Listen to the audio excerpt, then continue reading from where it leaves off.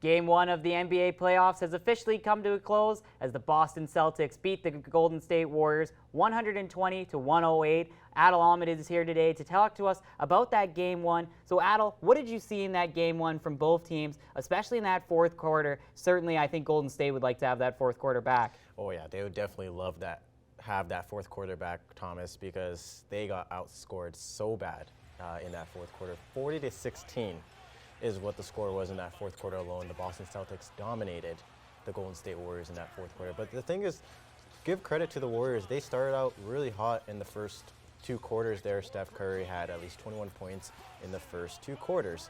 But they also had a really good third quarter as well. But the biggest problem was the Celtics were going on runs. And they started off with a 9-0 run to start off the fourth quarter. Golden State kind of came back, kind of evened out the game, and then the Celtics went on another run, 17-0.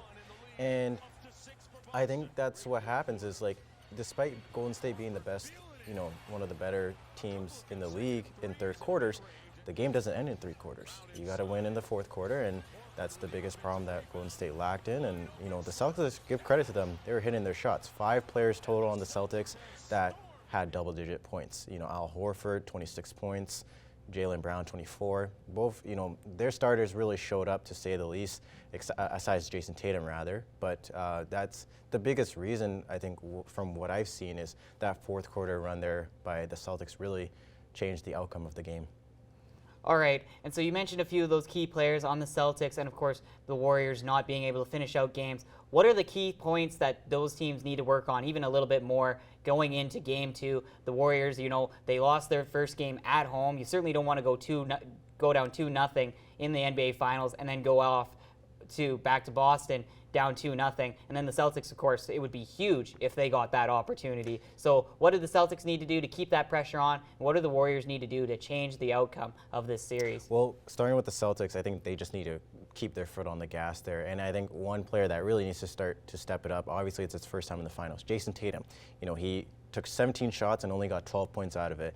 Despite his, the rest of his teammates kind of, picking up the slack and really showing a strong performance there, Tatum needs to step up as well and really start to showcase, what kind of a player he truly is. And, he's one of the better players on the Celtics.